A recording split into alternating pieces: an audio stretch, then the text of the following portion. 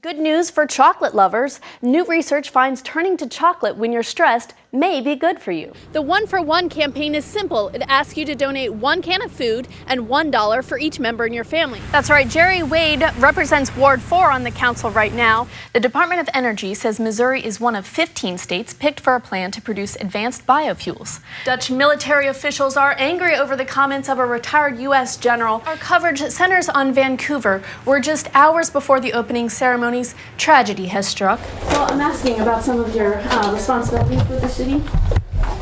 Your board president. Well, you have my number. Can you give me a call and I will set up something? I have. Okay, I will. A third time. The federal authorities are asking questions and seeking documents about the more than $1,400 of cell phone bills that have not been repaid. When we spoke with Housing Authority Board President Rita Jackson, she said it wouldn't have been right to ask John Affoon to repay that money. Last month, we explored the nearly $1,700 in cell phone bills incurred while the Mexico Housing Authority Executive Director, John Affoon, was traveling abroad from November to January. The Housing Authority footed more than $1,400 of that bill. But those aren't the only high bills listed on the operating budget of the Housing Authority.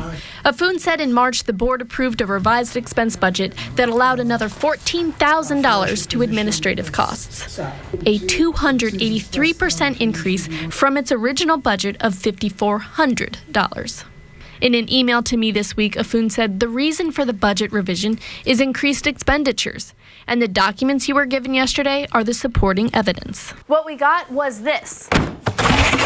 A box of 306 pages of documents. In it, we find laundry coin receipts, receipts for tenant background checks, new computers, car washes, potato chips, and yes, 2 copies of those cell phone bills.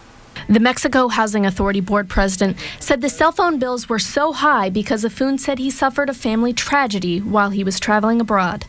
Rita Jackson said his phone was flooded with condolence calls when word spread around town. She asked KOMU to respect Affoon's privacy about these matters. Affoon asked us to leave his family out of the story. So we focused on the bills. The phone plan billed the Housing Authority a minimum charge of $2.49 for each incoming call, no matter the length. Affoon had 58 of those, 17 more that lasted at least 2 minutes and cost $5 apiece. AT&T told us the Housing Authority could have selected a better international plan, or Affoon could have turned the phone off in order to avoid those charges.